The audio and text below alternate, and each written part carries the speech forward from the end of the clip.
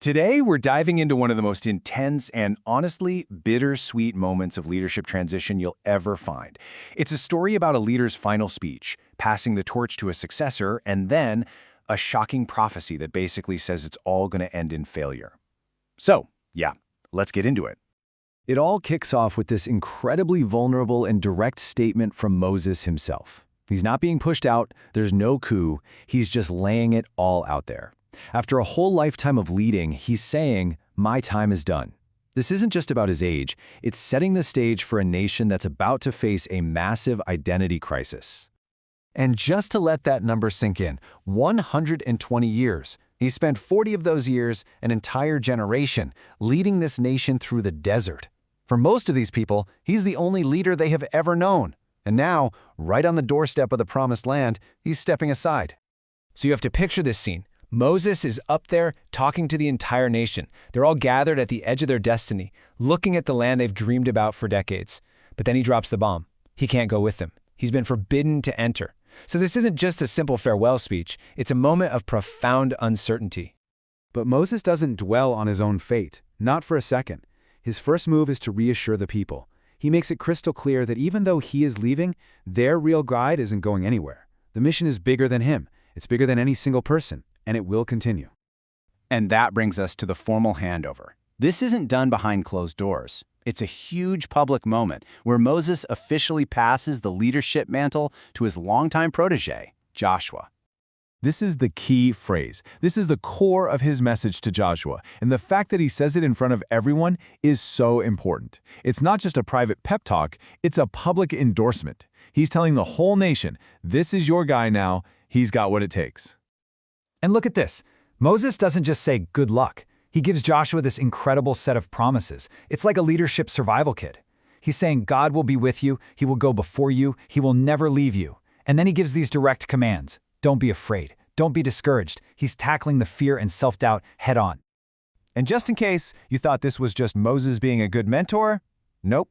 The message is so critical that it gets repeated. But this time we're told it comes directly from God to Joshua. So now it's not just good advice, it's a divine command.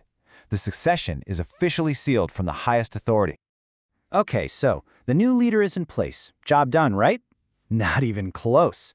Moses knows that a strong leader isn't a silver bullet. He needs to build systems that will last long after he's gone. And that brings us to the first of two witnesses he establishes. Now this is brilliant. The book of the law isn't just a collection of rules to be filed away. The way Moses sets it up, it's almost like a character in their national story.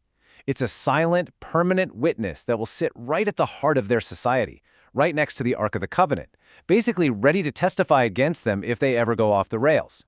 And to make sure this witness is never ignored, Moses creates this amazing national ritual. Every 7 years, the entire law has to be read out loud. And look who has to be there? Everyone. Men, women, children, even the foreigners living among them. This makes sure that nobody can ever say, "Oh, I didn't know." It's a hard reset for the whole nation.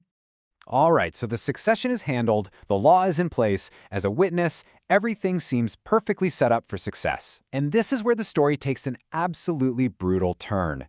God pulls Moses aside and tells him what's really going to happen. And this, right here, is the central tragedy of the whole chapter. Just look at the contrast. On one side, you have the promise to the leader, Joshua, "I'll be with you, I'll never leave you." And on the other side, the prophecy about the people. "They will forsake me, so I will forsake them." The leader is being set up for success while the nation is destined to fail. It's just heartbreaking. And the prophecy spells out the whole sequence with chilling detail. And the ironic part, it's their success, their prosperity in the new land that's going to be their undoing. They'll thrive, they'll get comfortable, and then they'll forget.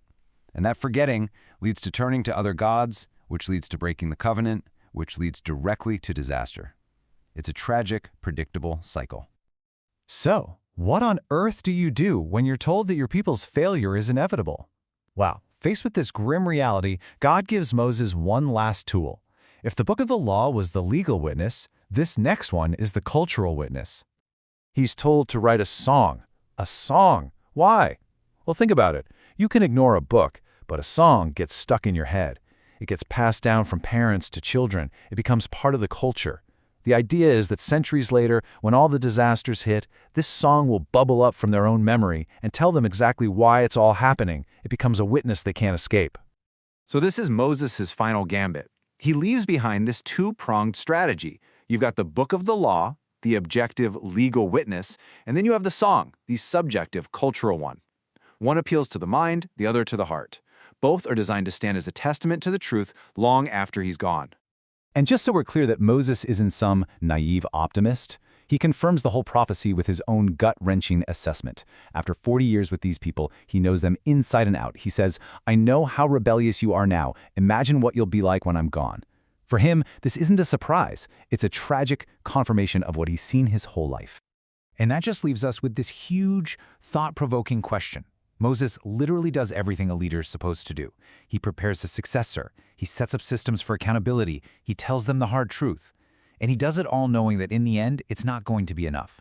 So it makes you wonder, what's the real point of leadership? Is it just about achieving success? Or is it about faithfully preparing people with the truth, even for a future you know is going to be a mess?